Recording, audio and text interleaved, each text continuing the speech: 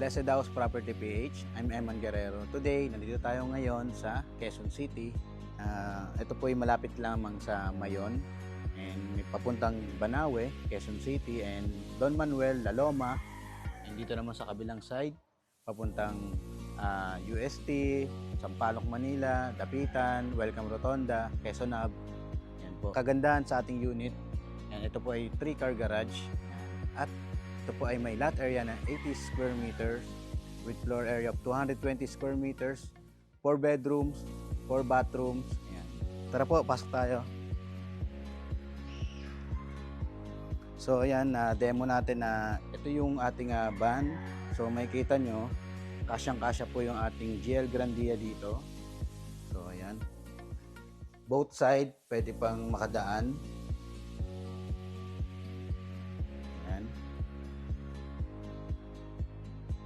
So ayan, naipark nga natin yung ating sasakyan dito.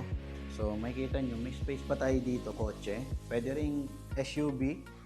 So hindi pa natin sinagad ng todo doon. So makakapag-compact car pa kayo, pwedeng EV car. So sa panahon ngayon, di ba? Kailangan natin additional car, EV car. So ayan, napaka haba at luwag na ating property.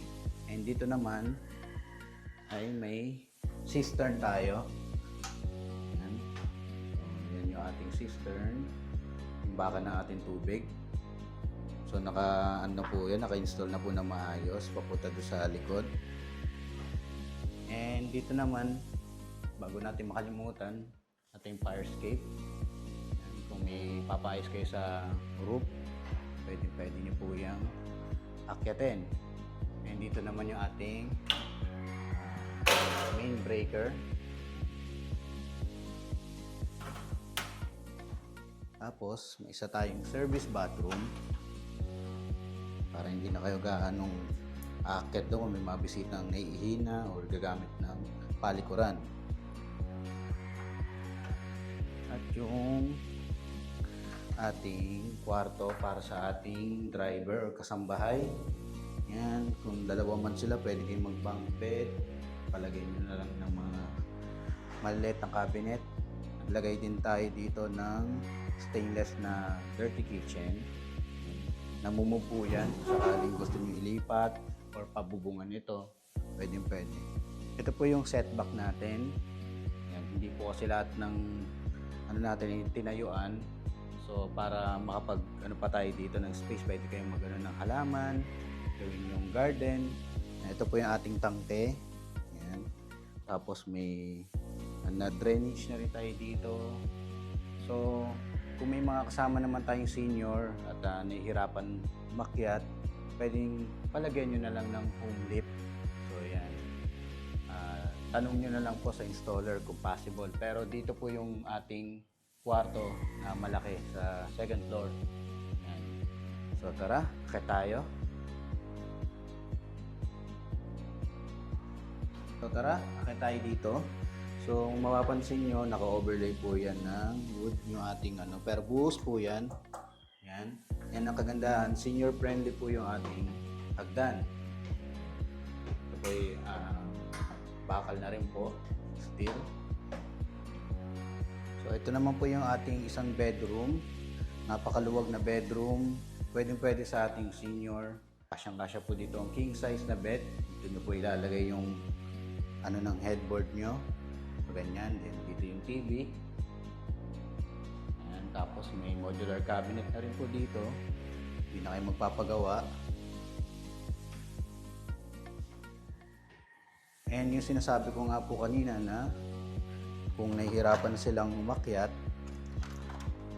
pwede kayong magpa-install ng home lift. So, kayo na lang po ang sariling gastos nyo na lang po yan. So, yan.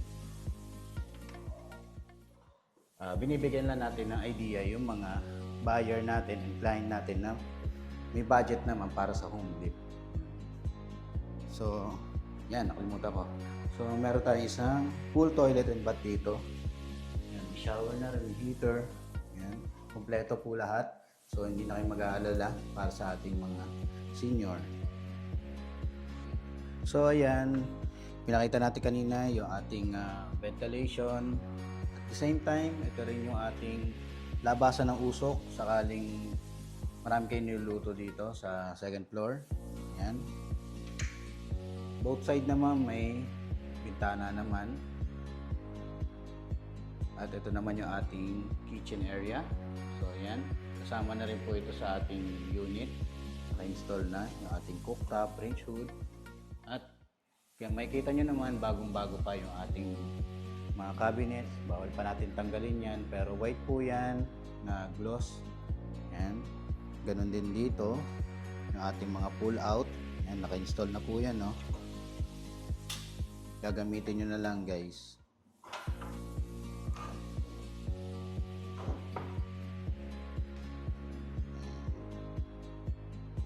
Ang ating single na sink. Stainless po yung ating kinabit dyan. Dito naman yung ating rep. And kung medyo nalilitan kayo sa space, pwede kayong maglagay dito. Ayan. Lagay nyo na dito kung 2-door yan. Walang problema. Napakaluwag po ng ating sala. Ayan. Ito po yung dining area natin. Ayan. Ang luwag niyan.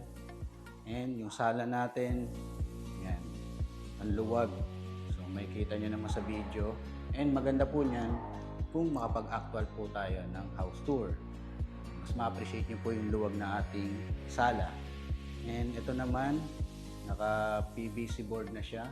Yan, yung modern ngayon. So nakabalot pa rin po yan ng plastic, kaya hindi pa lumalabas yung ganda ng ating background. Yan. And may pull out na rin tayo dito ng drawer. May shelf na rin dito naka-install. At syempre, may balcony po tayo. Naka-tempered na rin po ito. Safe na safe. Ayan. So tara, akit na tayo sa ating third floor. So ayan, dito naman sa third floor, ang ating nakakabit na ano dito ay SPC na po. Ayan. Hindi po malamig sa paa. So nakasapatos lang tayo, pero makikita nyo naman, ayos naman yung pagkaka-install. At meron tayong isang common bathroom para sa dalawang bedroom natin. Shared po yan. Full toilet and bath po yan. Kompleto na po. May toilet po yan, may bidet, may lavatory po dito at ating overhead shower. May wall niche na rin at may exhaust na po yan. So dito na tayo sa ating master's bedroom. So pagpasok niyo ng master's bedroom, yan, meron tayo ditong walk-in closet. Yan. Ang laki po ng ating cabinet dito. Isang buo po yan. If marami kayong damit, gamit, dami nyo mailalagay. And dito naman yung ating yan, toilet. Yan, lavatory, toilet natin, yung shower natin, may wall niche na rin at may ventilation po dito. Yan, palagyan nyo na lang ng shower enclosure dito sa portion na to. Yan, may vanity mirror na rin. Meron po itong ilaw, ikakabit na lang po. Yan. Tapos, ito na yung ating master's bedroom. Yan. Kasyang-kasya po dito ang king size na bed. Yan. Tapos, naka-background na rin tayo dito. May pagkakalatag naman natin, background. So, kung dito kayo nakahiga, pwede kayo mag-selfie-selfie, magandang background nyo. Tapos, may cove ceiling na rin tayo dito. Yan, dito sa part na to. Naka-sliding door na rin tayo dito. Makapal naman po yung naka-install na ano. Even malakas yung hangin, hindi po siya mababasag agad.